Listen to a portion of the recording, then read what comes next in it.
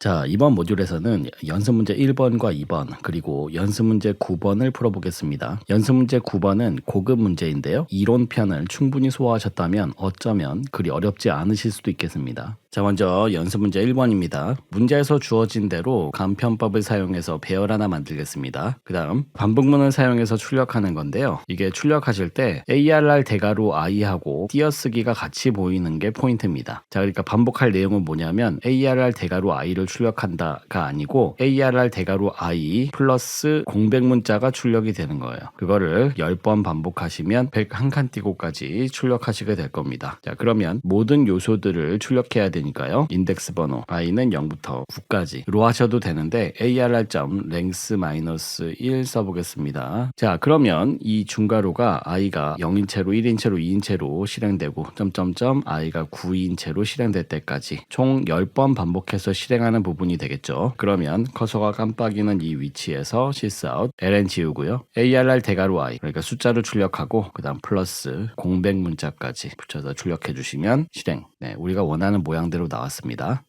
자, 이제 연습 문제 2번입니다. 자, 여기서는 먼저 배열의 크기를 입력받아야 되네요. 스캐너 객체 생성을 하고요. 자동 임포트 하시죠. 자, 배열의 크기를 입력받는데 입력하라는 문자를 띄우고 int n에다가 입력받겠습니다. 그 다음 배열의 크기를 입력받았으니까 이제 배열을 만들죠. 그래서 문제를 좀 살펴보니까 숫자를 담아야 될 것 같아요. 그래서 정수값을 저장하는 배열 만들겠습니다. 자, int형 배열을 만들되 이름은 문제에서 주어진 대로 ARR로 하고요. new int 대괄호 n 이라고 하시면 크기가 n인 인트형 배열이 만들어지죠. 여러분, 배열의 사용법은 머릿속에 있어야 됩니다. 자, 몇 개의 요소를 입력하라는 문자를 띄운 다음에 반복문으로 들어갈 건데요. ln 지우고 몇 개의 요소를 입력. 그런데 여기 4라는 숫자가 n이죠. 그래서 지우고 n 플러스로 고칩니다. 자, 이제 반복문 돌아요. 몇 번 반복할 거냐면 n번 반복할 겁니다. 근데 주의하실 건 ARR 대괄호 i에다가 넣어주시는 게 아니고 ARR 대괄호 i-1에다가 넣어주셔야 죠. 보이시죠? 폼문 작성하실 때 대괄호 안에 i를 쓰실 때 주의하셔야 돼요. 처음엔 여기서 많이들 실수하십니다. 잘 보시고요. 자, 그러면 sc.next int 이렇게 반복하시면 배열 안에 잘 들어가 있을 것 같아요. 자, 출력해보죠. arr 땡땡하고 arrays.toString 이렇게 붙여서 한번 실행해 보겠습니다. 자, 자동 임포트 해주시고요. 실행해보죠. 자, 문제에서 주어진 예시하고 똑같이 한번 입력해 보겠습니다. 4 엔터, 10, 20, 15, 25 엔터 하시면 네, 배열이 잘 만들어졌어요. 그래서 여기까지 잘 나왔습니다. 자, 이제 합계하고 평균을 구하는데 합계를 담을 변수 int sum을 만들고 배열의 모든 요소를 탐색하면서 sum에다가 ARR 대괄호 i를 sum 하겠습니다. 그럼 합계가 나왔고 평균도 구할 수 있겠죠. 문제의 문자열을 복사하셔서 sysout 합계는 플러스 sum이고요. 평균은요 sum 나누기 ARR.length 되겠습니다. ARR.length로 쓰셔도 되고요. 지금은 n도 있으니까 n으로 나눠주셔도 상관없어요. ARR.length를 연습하시는 게 좋기 때문에 저는 표현을 이렇게 바꾸겠습니다. 그 다음 자, 플러스 연산자보다 나눗셈 연산자가 먼저 실행되는 거 아시죠? 그래서 사실 여기에는 괄호가 필요 없기는 합니다. 근데 저는 가독성을 위해서 괄호를 치겠습니다. 자, 실수형 나눗셈으로 만들기 위해서 얘를 더블로 바꾸시거나 아니면 ARR.length를 더블로 바꾸시면 되거든요. 실행해 보시면 다시 입력해 보겠습니다. 잘 나온 것 같아요. 다시 한번 실행해서 두 개 엔터 50하고 100을 입력하면 네, 합계는 150이고 평균은 75.0이다. 잘 나온 것 같습니다. 자, 이 정도의 문제는 어렵지 않으시죠? 그래서 아주 손쉽게 푸셨어야 된다. 처음 하시는 분들 기준으로는 지금 시점에서 이 정도 하시면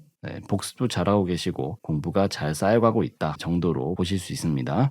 자, 이번에는 로또 번호 생성 프로그램 두 번째 프로그램 만들어 보겠습니다. 자, 이거는 고급 문제라고 말씀드렸는데요. 이론편에서 많이 어렵다고 말씀드린 문제입니다. 처음 하시는 분들 중에서 이론편을 좀 어렵게 공부했다, 힘들었다 라고 하시면은 하지 마시고요. 이론편을 배우시면서 버블 정렬 설명까지 완벽하게 이해했다 라고 하시면 한번 도전해 보실게요. 실제로 강의실에서 시켜봤을 때 진도가 이 정도일 때 실제로 이 문제를 가르쳐 보면 취업이 되는 학생을 100%로 정도로 잡았을 때 전체 학생의 8, 90% 정도는 이해가 된다고 해요. 꽤 좋은 연습이니까 고급 문제임에도 불구하고 한번 도전해 보시고요. 여러 번 반복하셔서 완벽하게 여러분의 것으로 만드시면 되겠습니다. 자, 다만 너무 어렵다라고 생각하시면 지금 안 해도 괜찮습니다. 네, 그러신 분들은 복습을 좀 더 열심히 하시죠. 자, 먼저 int 타입의 배열을 만들게요. 그런데 이번에는 숫자를 6개 담아야 되니까 사이즈가 6인 배열로 만들겠습니다. 자, 이 문제에서는 두 가지를 생각해 봐야 되는데 중복 체크 어떻게 할 거냐, 그리고 정렬 알고리즘 직접 구현 어떻게 할 거냐 인데, 정렬 알고리즘은 버블 정렬하겠습니다. 버블 정렬은 이론편에서 열심히 설명드렸죠. 100% 이해할 수 있게 설명했다고 생각하기 때문에 이 문제를 도전하시는 모든 분들은 이론편의 정렬 알고리즘 설명을 한번 봐주세요. 자, 먼저 난수 발생을 해서 로또라는 배열에 한번 채워보겠습니다. 인덱스 번호 0부터 시작해서 5까지 가면 되는데요. 여러분이 조금 익숙해지시면 로또.length-1이라는 표현이 훨씬 더 좋기는 합니다. 자, 그 다음 로또 대괄호 i에다가 뭐를 담아주시냐면 mass.random으로 해서 1부터 45까지의 숫자를 담아야 되거든요. 그러면 먼저 0부터 44까지를 만드신 다음에 전체 플러스 1 해주시면 됩니다. 자, 궁금하니까 한번 출력해 볼까요? arrays.toString 괄호 열고 로또라고 쓰시고 자동 임포트 하신 다음에 실행해 보겠습니다. 네, 1부터 45까지가 잘 나온 것 같습니다. 자, 그런데 여기서 중복 체크를 해야 됩니다. 중복 체크는 어떻게 하냐면 설명을 위해서 상황을 하나 예로 들 건데요. 지금 i가 3이에요. 이 중괄호가 네 번째 실행이 되고 있습니다. 네 번째 숫자를 뽑고 있는 상황이고요. 앞에 이런 숫자들이 지금 채워졌다고 가정하겠습니다. 자, 그러면 i가 3일 때 어떤 숫자를 뽑았으면 그 숫자하고 뭐를 비교해야 되냐면 여기 앞에 있는 애들 전부하고 비교해야 될 겁니다. 그렇죠? 자, 그 다음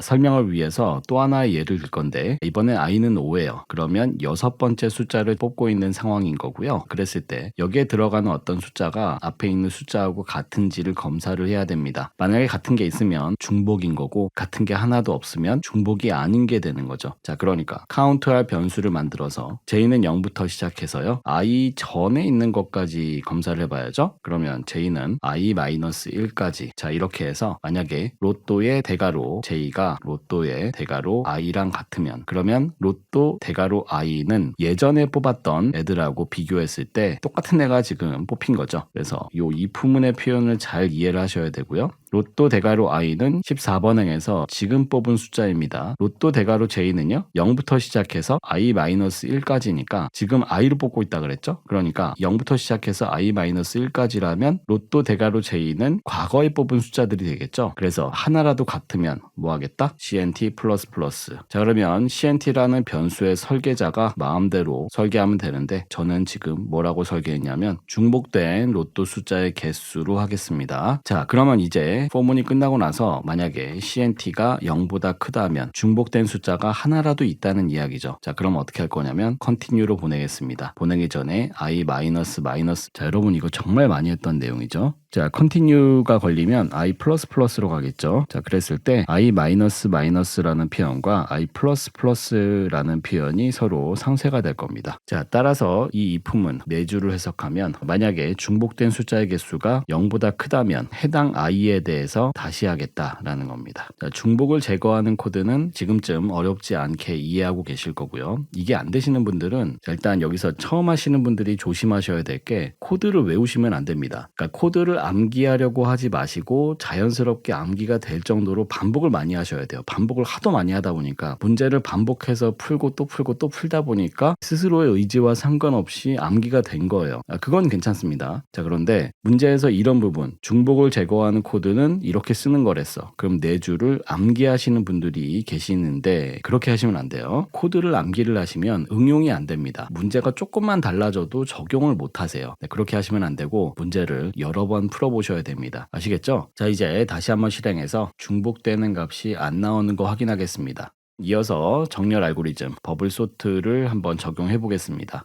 자, 먼저 복습 한번 해보죠. 자, 크기가 5인 배열에 대해서 어떻게 했었냐면 i에 대한 포문으로 4, 3, 2, 1까지 갔었죠. 그 다음에 j에 대한 포문으로 0부터 i-1까지 갔습니다. 네, 이론편에서 우리 마지막으로 했던 이야기였죠. 자, 그러면 크기가 6인 배열은 어떻게 될까요? i는 5부터 1까지 감소하면 되고 j에 대해서는요 0부터 i-1까지라는 거 변함이 없을 겁니다. 자, 이렇게 정리하시면 돼요. 그리고 이게 왜 그런지 이해가 안 되시는 분들은 이론 이번 편에서 버블 정렬을 정리해드린 것처럼 먼저 그림으로 분석할 수 있어야 된다 그랬죠. 크기가 6인 배열을 만들어 놓고 그림으로 한번 분석을 해보세요. 그러면 정확하게 이해가 되실 겁니다. 자, 이거는 지금 고급 문제니까요. 이해가 되셨다고 보고 바로 적용해 보겠습니다. 자, 그러면 i에 대해서는 5부터 시작해서 1까지라 그랬죠. j에 대해서는요 0부터 시작해서 i-1까지라 그랬죠. 자, 그래서 만약에 왼쪽 값이 오른쪽 값보다 더 크다면, 자, 그러면 둘을 서로 바꿔야죠. 왼쪽 값을 임시 변수에 담고 왼쪽 값 자리를 오른쪽 값으로 채우고 오른쪽 값을 담는 변수에는 임시 변수의 값을 다시 데리고 온다. 끝났습니다. 실행해서 확인해보고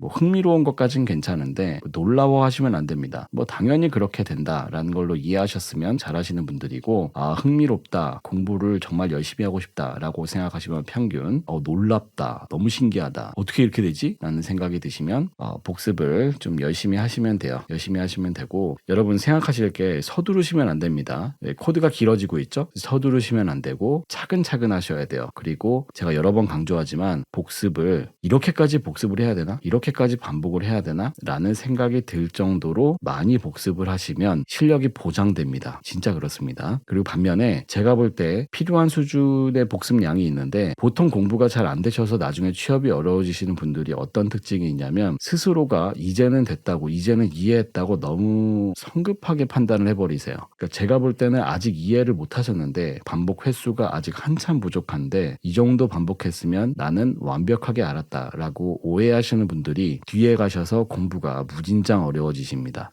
자, 그렇게 해서 연습 문제 9번 고급 문제까지 한번 해설해봤는데, 여러분 공부에 많은 도움이 되셨길 바랍니다.